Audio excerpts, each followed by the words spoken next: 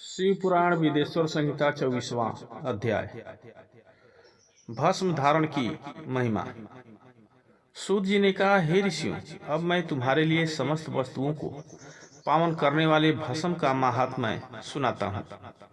भस्म दो प्रकार के होती है, एक महाभस्म और दूसरी स्वल्प भस्म। महाभस्म के भी अनेक भेद हैं। यह तीन प्रकार की होती है, श्रोता, अस्मार्थ और लौकिक।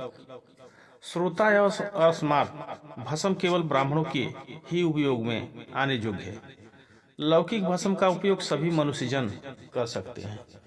ब्राह्मणों को वैदिक मंत्रों का जाप करते हुए भस्म धारण करनी चाहिए तथा अन्य मनुष्य बिना मंत्रों के भस्म धारण कर सकते हैं। उपलों से सिद्ध की हुई भस्म आग्नेय भस्म कहलाती है। यह त्रिपुंड का द्रव्य है। अन्य यज्ञ से प्रकट हुई भस्म भी त्रिपुंड धारण के काम आती है। जाबाली उपनिषद के अनुसार अग्नि इत्यादि मंत्रों द्वारा 7 बार जल में भिगोकर शरीर में भस्म लगाएं। तीनों संध्याओं में जो शिव भस्म से त्रिपुंड लगाता है वह सब पापों से मुक्त होकर शिव की कृपा से मोक्ष पाता है। त्रिपुंड और भस्म लगाकर विधि पूर्वक जाप करें। भगवान शिव और विष्णु ने भी त्रिपुंड धारण किया है। अन्य देवियों सहित भगवती उमा और देवी लक्ष्मी ने इनकी प्रशंसा की है। ब्राह्मणों, क्षत्रियों, वैश्यों, शूद्रों, वर्ण संकरों तथा जाति भ्रष्ट पुरुषों ने भी उद्धूलन एवं त्रिपुंड रूप में भस्म धारण की है। महर्षियों, इस प्रकार संक्षेप में मैंने त्रिपुंड का महात्म्य बताया है। यह समस्त प्राणियों के लिए गोपनीय है। ललाट अर्थात माथे पर भौहों के मध्य भाग से भौहों के अंत भाग जितना बड़ा त्रिपुंड ललाट में धारण करना चाहिए। मध्यमा और अनामिका अंगुली से 2 रेखाएं करके अंगूठे द्वारा बीच में सीधी रेखा त्रिपुंड कहलाती है। त्रिपुंड अत्यंत उत्तम तथा भोग और मोक्ष देने वाला है। त्रिपुंड की एक एक रेखा में 9 देवता हैं जो सभी अंगों में स्थित हैं।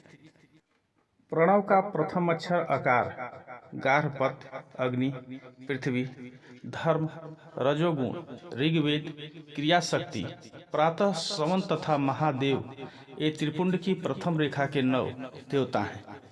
प्रणव का दूसरा अक्षर उकार, दक्षिणाग्नि, आकाश, सत्वगुण, यजुर्वेद, मध्य दिन, सवन, इच्छा शक्ति, अंतरात्मा तथा महेश्वर ये दूसरी रेखा के 9 देवता हैं।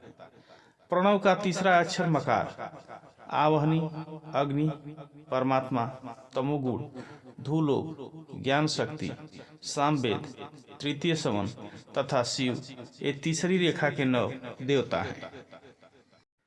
प्रतिदिन स्नान से शुद्ध होकर भक्तिभाव से त्रिपुंड में स्थित देवताओं को नमस्कार कर त्रिपुंड धारण करें तो भोग और मोक्ष दोनों की प्राप्ति होती है।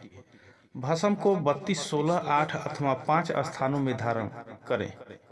सिर, माथा, दोनों कान, दोनों आंखें, नाक के दोनों नथुनों, दोनों हाथ, मुंह, कंठ, दोनों कोहनी, दोनों भुजदंड, हृदय, दोनों बगल, नाभि, दोनों अंकोश, दोनों उरु, दोनों घुटनों, दोनों पिंडली, दोनों जांघों और पांव आदि 32 अंगों में क्रमशः अग्नि, वायु, पृथ्वी, देश, 10 दिशाएं, 10 दिक्पाल, 8 वसुंधरा, ध्रुव, सोम, आम, अनिल, प्रातःकाल इत्यादि का नाम लेकर भक्ति भाव से त्रिपुंड धारण करें अथवा एकाग्रचित हो 16 स्थान में ही त्रिपुंड धारण करें। सिर, माथा, कंठ, दोनों कंधों, दोनों हाथों, दोनों कोहनियों तथा दोनों कलाइयों, हृदय, नाभि, दोनों पसलियों एवं पीठ में त्रिपुंड लगाकर इन 16 अंगों में धारण करें। तब अश्विनी कुमार शिव, शक्ति, रुद्र, ईश, नारद और वामा आदि 9 शक्तियों का पूजन करके उन्हें त्रिपुंड में धारण करें।